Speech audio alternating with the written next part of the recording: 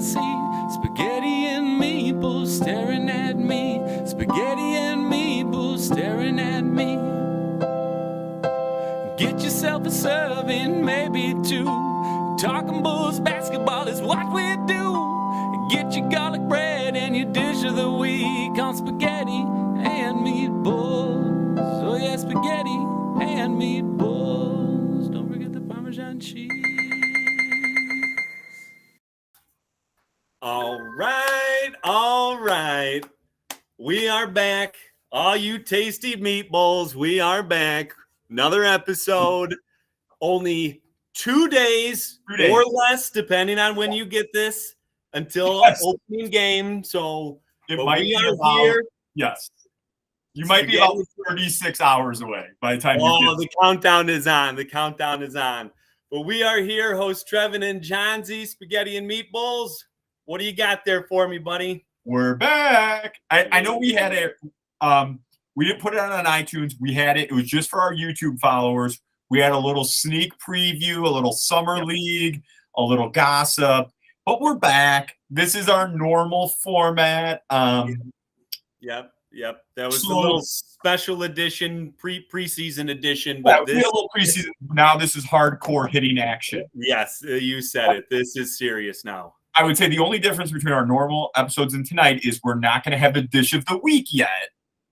That is correct. I did have this. It was a preseason game, but I might have to make a mention of it. No, I didn't want to step on your toes there. No, not at all. But I was actually thinking about it. I'm just going to throw it out there right now. Put it out there. Put it on me. It was just the last preseason game against the Bucks. There was 2 of them, back-to-back plays. Vooch gets the rebound. Old quarterback pass up court to Javante, I think, who put it home. So I'm thinking, well, I'll mention that one as the dish of the week, kind of get the ball rolling. The very next possession, Alex Caruso, like a full court bounce pass in transition. That one topped it. So, but between those two, that was the I did not watch that. I didn't watch the second half because the Bulls blew them out. I believe we won by like 19, 20 points. Yeah, the between the like second half of the third quarter to the end of the fourth, it was game over. But again, preseason. I was going to say my favorite. I didn't even see it. Was the old Warren Moon. Oh, it was a thing of beauty, baby. This Vooch hitting it. Yep. So for our fans, you and I kind of talked on the phone earlier. We're gonna do a quick collab of the other podcast, Shit I Hate, and the Meatballs, because there's just some things Trevor and I have been. Oh, there's a lot of them. Yeah, and I'm gonna keep mine brief because this has been a phrase I keep hearing, and I'm like, I haven't said anything. But here it is. Now you have to. You just have to. Here's the phrase I hate. Quote, he understood the assignment, unquote. Like, okay, we're having a Bulls party and Trevin bought a bag of Doritos over. He understood the assignment.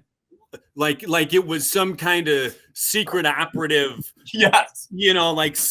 Secret sent through the mail, your mission if you choose to accept it. Accept is to bring the nacho Doritos. He understood the assignment.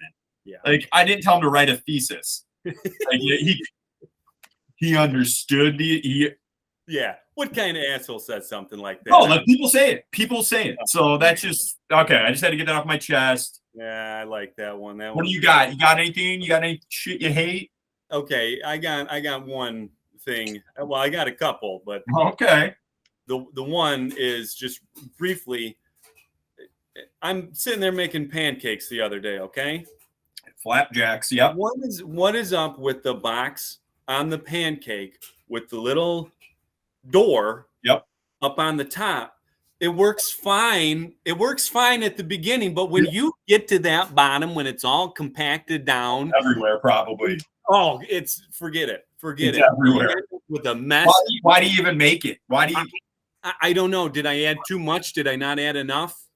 Have you ever seen the metal door one where it's like a little metal door that pulls down? Yeah. Yeah, I don't know. Because you're right. That would set me off. What's the I'd probably throw it and be like, we're eating French toast. right? Yeah, forget it. Exactly. Yep. Scramble some eggs. Yeah, yeah, scramby eggs. Yeah. A little ketchup on top. We're ready to roll. Exactly. I have to deal with this door on a box. Yeah, sheet. door. Yeah, that was a good one. It's the little things. Exactly. You got any shout outs? Or you know, that's right.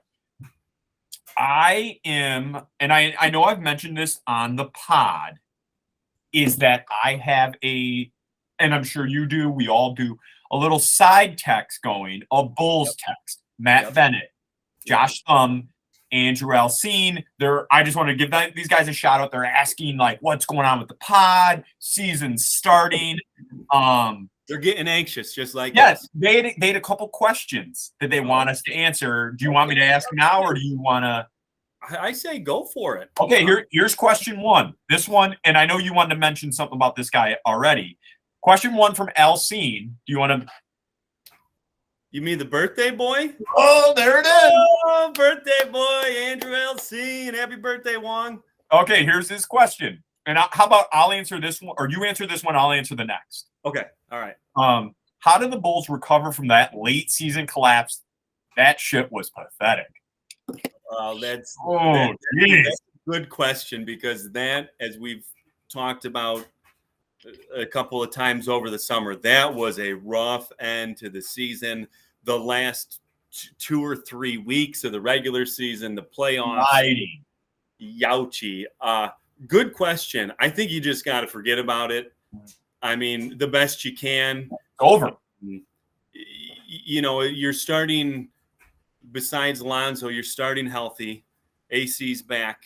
So I don't know. That's a good point. That's a good question. I hope that they can just forget about it and move on, because it was. Who was it? Was it a football player? I can't remember. They're like, you just got to flush that one. Just flush it. Flush it. Just flush it. So that's a good answer. Here we go. So second question comes from Josh Thumbat, aka Thumbag, Thumb Dog Millionaire. Does Io have the capability to stay in the starting lineup even after a healthy Lonzo comes back? Oh, he has a big sophomore season. You know what? I'm not going to call this a Tom Brady, Drew Bledsoe situation. Hey, I got to say, Josh Thumb, good angle on that one, because I really have not thought about that. So he's saying Lonzo comes back. He's healthy. I think just you and I know Billy, like, we're not like best friends. We're not even acquaintances. Like, he'll give us a nod when we're at events, and like, exactly. He knows who we are. He knows who we are. So I just want to say, if I know Billy the way I know Billy, quote unquote, Lonzo's back. Lonzo's going in the starting line. That's my opinion. The second part of that question, I think Io has a huge sophomore year. So he's really going to make that decision difficult if and when it happens. But there are my 2 cents, is that I think Billy keeps Lonzo. He's a starter. He's going to be back. Yeah, I would agree with that. I mean, it's hard to imagine. Io would have to be really going off for him to stay in the starting lineup, which then you have a really good problem on your hands. Yeah. Yep. It's one of those we have a really good problem. But either way, it is a good problem, because now when Lonzo comes back, you have Io, who I don't think should really get shorted any more minutes. No. When Lonzo comes back, I can see there being a somewhat of a decrease, but I would still think he'd be getting close to starter minutes. But that would be a good problem to have, and I agree with what you said about Io having a huge sophomore season. So, good question, guys. Jeez, I love this fan interaction. Nice work. Yeah. I wish people would tweet us questions. Like, will you guys, the fans, start tweeting questions? I know I got some guys I take class with, love the show. Some coworkers can't get enough of it. Yeah. Some people in my neighborhood who act like they hate me, but I know they don't. They love the show. Like, come on. Yeah. Yeah. Okay. So questions, man. We could have a new little segment or something on our hands. So we talked earlier, and then you texted me and said, "Hey, here's an idea. Why don't we?" Did you call it like your 3 keys to the season? Yeah, I believe that was it. The 3 key. We'll call it the 3 key ingredients. Off the top of my head, right there. Yeah, you're a content creator. Yeah, I mean, there's obviously a lot more that goes into the season. We could make a list 50 long, but I thought we could just throw our. I wouldn't even know if I would claim these as our top 3. No. 3 very important ingredients to the season. All right. So do you want to go back and forth, or do you want to read 3 and 3? Yeah, let's go back and forth with it. All right, you start us off, Ben. This is your show. Okay, now we have not gone over these together, so there might be some overlap here. Which, if there is, I mean, that just stresses how important that issue is. So the first thing I have is transition offense. Ooh. Okay, now I know that's kind of specific to the offense because I think the offense in general needs to evolve, but I think this team plays best on the offensive end when they're able to get out on the run, like those couple of passes I was talking about in that Bucs preseason game. And I know it's only preseason, but they did rate very high in transition offense from what I was reading. So I think that is a key to. So here's my question with that. The offense flowing is. How do you think, because I do think that's a key too, does DeMar adjust to that because he's such an isolation player and he's such a ball control type guy? Yeah. You slow it down, let me methodically work to where I want to get.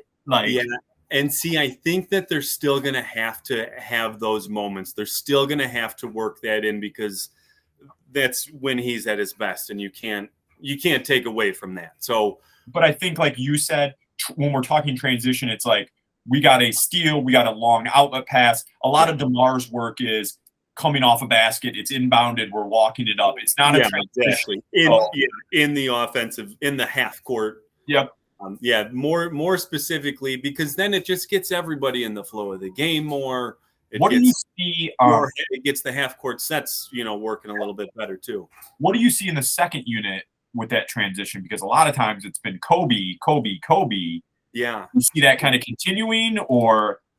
Okay. So is Javonte starting then and Patrick Williams is coming off the bench? Well, because you jumped into one of my points here. Well, just go right for it then. Okay. So this is in no order, correct? Correct.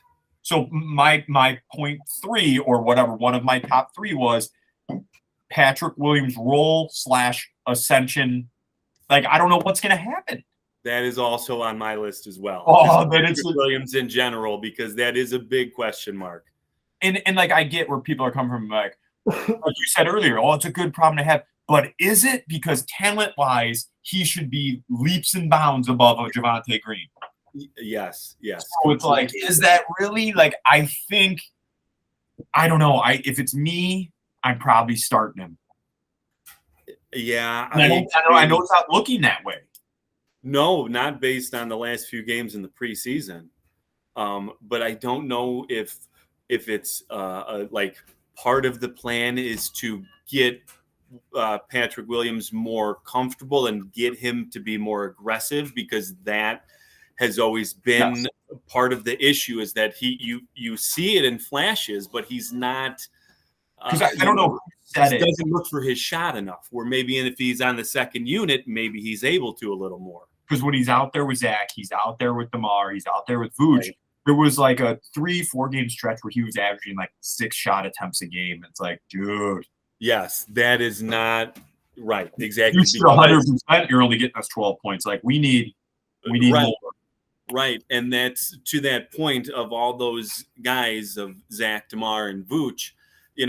We need someone else on this team that the other team has to worry about. Yeah, account for.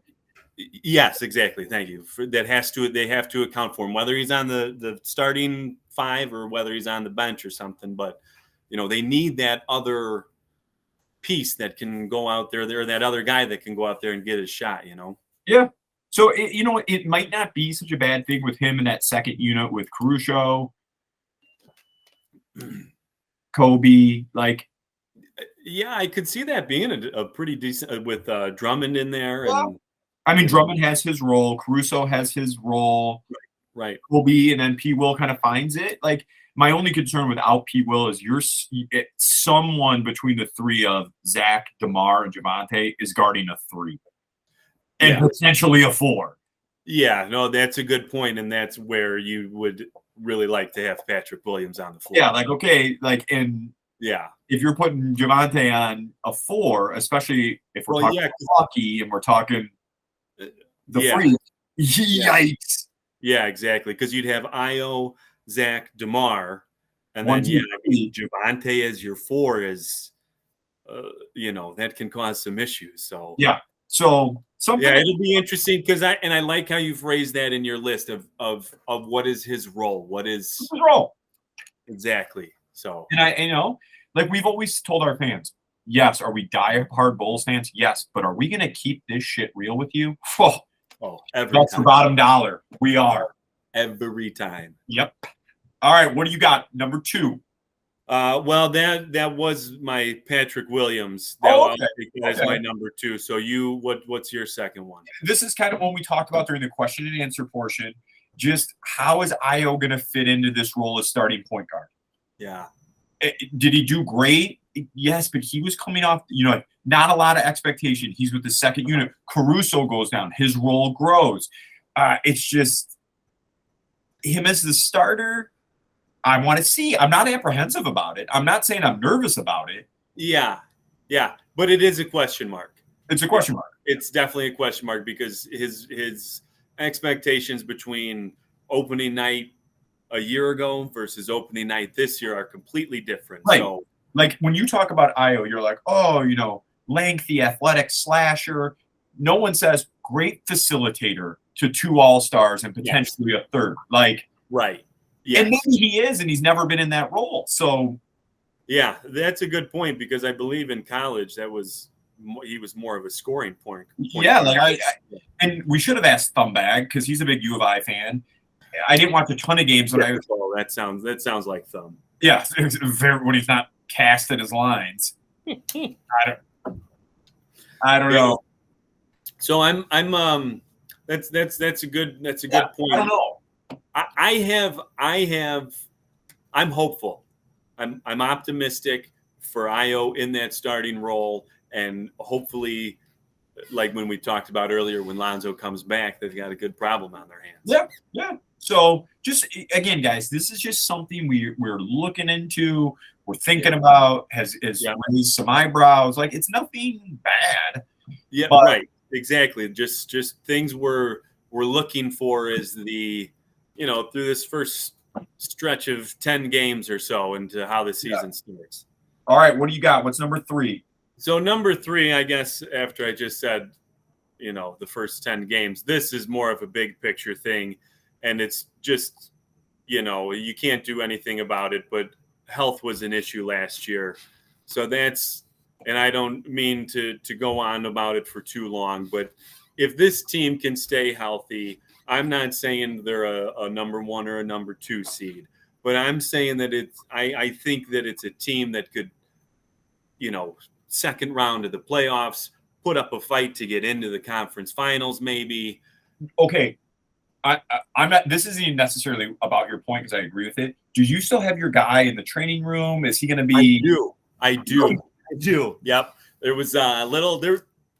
Well, he threw that snow cone at you over the summer, and I was like, wait a minute.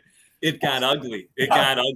And that was at the bocce ball tournament. I was like, I know. Very cone to the head. I know. So no, we smoothed it out. We're good. I just have to be a little more discreet. But no, I'm not. We're not gonna. He's your guy. Like I know who he is, but it's like that's your source. That's your guy. Yeah. Like. Have I played pickleball with him once? Yeah, I played pickleball with him once. Do we hang out? No, you guys hang out. Yeah.